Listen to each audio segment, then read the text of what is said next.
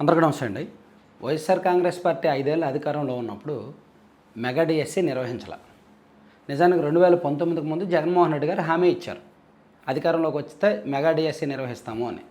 కానీ నిర్వహించాల. ఒక్క teacher post కూడా భర్తీ చేయాల.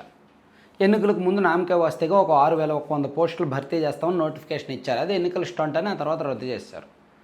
కూటమి ప్రభుత్వం అధికారంలోకి వచ్చిన తర్వాత తొలి ఏడాదిలోనే మెగా డిఎస్సి ప్రక్రియ పూర్తి చేశారు. నియామకాలు కూడా పూర్తి చేశారు. దాదాపుగా కొత్త టీచర్లు కూడా ఆల్రెడీ పోస్టుల్లోకి వెళ్ళి 1 ఇయర్ అవుతుంది. దాదాపుగా ఒక 10 నెలలు కావస్తోంది. ఈ 1 ఇయర్ తర్వాత ఇప్పుడు మెగా డిఎస్సిలో అక్రమాలు జరిగిపోయాయి, పేపర్ లీకేజీ ముందే జరిగిపోయింది, వాళ్ళు అనుకున్న వాళ్ళకే పోస్టింగ్లు వచ్చేసాయి, మంచి మంచి ర్యాంకులు వచ్చిన వాళ్ళకి పోస్టులు రాలేదు అని చెప్పి ఒక వారం రోజుల నుంచి వైసీపీ వాళ్ళు గొడవ చేస్తున్నారు. సాక్షిలో వరుసపెట్టి వార్తలు రాస్తున్నారు అండ్ అభ్యర్థుల్ని రెచ్చగొడుతున్నారు, నాయకులు కూడా మాట్లాడుతున్నారు. నిన్న సాక్షిలో కొన్ని ఉదాహరణలు కూడా రాశారు.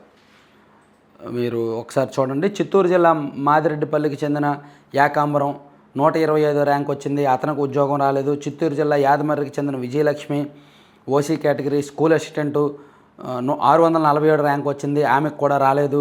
అండ్ ప్రకాశం జిల్లా ఎర్రవనపాలెనికి చెందిన శ్రీనివాసులు ఎస్జిటిలో 87 ర్యాంక్ వచ్చింది, అయినా సరే రాలేదు. అలాగే అనకాపల్లి జిల్లా రాంబల్లికి చెందిన రాంబల్లి మండలం నరసాపురానికి చెందిన శ్రావణ్ బీసీఏ కేటగిరీలో 52 ర్యాంక్ వచ్చింది, అయినా సరే పోస్ట్ రాలేదని చేతికి వచ్చిన పోస్టు చేజారిపోయింది అనేటట్టు నిన్న రాశారు. దాంతో ప్రభుత్వం అలర్ట్ అయింది. నిన్న విద్యాశాఖ కార్యదర్శిగా ఉన్న కోన శశిధర్ గారు ప్రెస్ మీట్ పెట్టి సుదీర్ఘంగా ఒక పెద్ద ఎక్స్ప్లెనేషన్ ఇచ్చారు. నిజానికి వాళ్ళు బురద జల్లుతున్నారులే ఎందుకులే అని ఊరుకోలే, చెప్పారు. పూర్తిస్థాయి ఎక్స్ప్లెనేషన్ ఇస్తూ సాక్షిలో నిన్న ఏ ఉదాహరణలు అయితే రాశారో, ఇప్పుడు ఉదాహరణకి నిన్న సాక్షిలో ఏకాంబరం అనేది రాశారు. చిత్తూరు జిల్లాకు చెందిన ఏకాంబరం మెరిట్ ర్యాంక్ 125, అతను బీసీడీ కేటగిరీలో సాంఘిక శాస్త్రం సబ్జెక్ట్ రాశారు. ఈ జిల్లాలో ఎస్ఏ సోషల్ స్టడీస్ 118 ఖాళీలు ఉన్నాయి. అందులో బీసీడీ వర్గానికి 7 ఖాళీలు వచ్చాయి.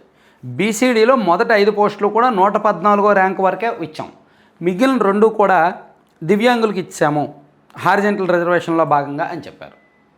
అంటే 7 పోస్టుల్లో 5 పోస్టులు 114 ర్యాంకే, కానీ ఇతనికి వచ్చింది 125వ ర్యాంక్ కదా ఏకాంబరంకి, కాబట్టి పోస్టింగ్ రాలా. సో క్లారిటీ ఇచ్చారు. అలా మొత్తం మీద నిన్న సాక్షిలో ఎవరెవరి పేర్లు అయితే ప్రస్తావించారో, వీళ్ళకు ఉద్యోగం రాలేదు, చేతికి వచ్చిన పోస్టు చేజారిందని, వాళ్ళందరికీ ఎందుకు ఉద్యోగం రాలేదు అనేది నిన్న కోన శశిధర్ గారు ఎక్స్ప్లెనేషన్ ఇచ్చారు. చాలా లీగల్గా నమ్మశక్యంగా ఉంది, చాలా లాజికల్గా లీగల్గా అందరికీ నమ్మశక్యంగానే ఉంది. ఆ జిల్లాలో ఇప్పుడు ఉద్యోగం రాలేదు అంటే, ర్యాంక్ వచ్చినా ఉద్యోగం రాలేదంటే అక్కడ పోస్టులు ఉండాలి కదా. ఇప్పుడు సోషల్ మీడియా కావచ్చు, ఇంగ్లీష్ కావచ్చు, తెలుగు కావచ్చు, హిందీ కావచ్చు. ఫర్ ఎగ్జాంపుల్ హిందీలో ఒక జిల్లాలో 5 పోస్టులు ఉన్నాయి అనుకుందాం, అక్కడ ఒక 10 మందికి మంచి ర్యాంకులు వచ్చాయనుకుందాం, అలాగని 10 మందికి ఇవ్వలేరుగా, 5గురికే సర్దుబాటు చేయాలి. అప్పుడు కట్ ఆఫ్ మార్కుని నిర్ణయిస్తారు.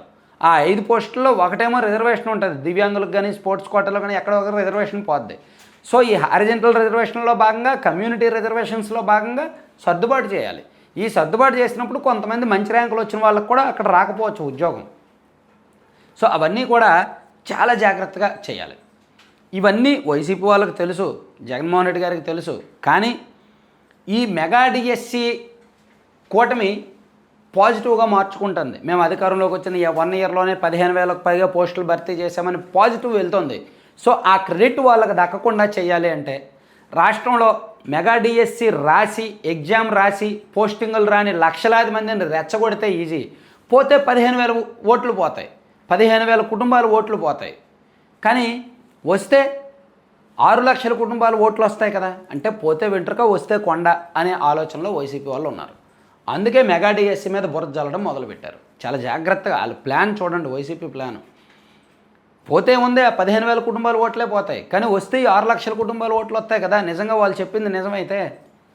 కానీ నేను ఇక్కడ ఏమంటానంటే, దేశవ్యాప్తంగా చూసినా, కొన్ని గతంలో జరిగిన అనేక సంఘటనలు చూసినా, డిఎస్సీల్లో గొడవ జరిగినప్పుడు ఫస్ట్ కోర్టుకు వెళ్తారు. కోర్టు ఇచ్చిన తీర్పు ఆధారంగా రాజకీయం చేస్తారు, దాన్ని రాజకీయ ప్రయోజనాలకు వాడుకుంటారు. కానీ ఇక్కడ వైసీపీ వాళ్ళు కోర్టులకు వెళ్ళట్లా, ముందే రాజకీయం చేయడం మొదలుపెట్టారు. ఫస్ట్ న్యాయ పోరాటం చేయండి, న్యాయ పోరాటానికి మద్దతుగా రాజకీయ పోరాటం చేయండి. కానీ వీళ్ళు న్యాయ పోరాటానికి వెళ్ళట్లా, రాజకీయ పోరాటాన్నే ఎంచుకున్నారు. ఎందుకంటే వీళ్ళ దానిలో పసలేదు, సబ్జెక్ట్ లేదు, పసలేదు, నిజం లేదు. అండ్ లీగల్గా వీళ్ళు చేసిన ఆరోపణలు అన్నీ కూడా బేస్లెస్. అందుకని కోర్టుకు వెళ్ళట్లా. ఇప్పుడు ఈ ఏకాంబరం కావచ్చు, లేదా ఈ సోకాల్డ్ నిన్న సాక్షిలో ఏ ఉదాహరణలు రాశారో వీళ్ళు కోర్టులో పిటిషన్ వేయొచ్చు కదా. ఇదిగో మా జిల్లాలో 128 పోస్టులు ఉన్నాయి, నాకు ఈ ర్యాంక్ వచ్చింది, నాకు ఉద్యోగం రాలేదని. అప్పుడు ప్రభుత్వం సమాధానం చెప్తుందిగా కోర్టులో. మనకు ఒక విధానం ఏడ్చింది కదా, మనకు ఒక పాలసీ ఏడ్చింది కదా, దాని ప్రకారం వెళ్ళొచ్చుగా. అంటే ఇక్కడ అభ్యర్థులను వీళ్ళు రెచ్చగొడుతున్నారు, అభ్యర్థులు కూడా అలాగే రెచ్చిపోతున్నారు. సో ఇది చాలా జాగ్రత్తగా డీల్ చేయాల్సిన విషయం. ప్యూర్లీ పొలిటికల్, ప్యూర్లీ రాజకీయ కుట్ర, చాలా జాగ్రత్తగా ఉండాలి. ఎందుకంటే చెప్పాను కదా, దాదాపుగా 7 లక్షల మంది మెగా డిఎస్సి రాస్తే అందులో 15,000 మందికే పోస్టులు వచ్చినప్పుడు మిగిలిన వాళ్ళందరికీ పోస్టులు రానప్పుడు వీళ్ళలో కొంతమందిలో ఉన్న కడుపు మంటను రాజకీయంగా వాడుకోవడానికి ఈ బ్యాచ్ వేసిన ప్లాన్ అనమాట. చాలా డేంజరస్ గేమ్ ఇది. వైసీపీ వాళ్ళు చాలా డేంజర్ గేమ్ ఆడుతున్నారు. సో మరి కూటమి దాన్ని ఎలా డీల్ చేస్తారు అనేది చాలా ఇంపార్టెంట్. చూద్దాం. Thank you.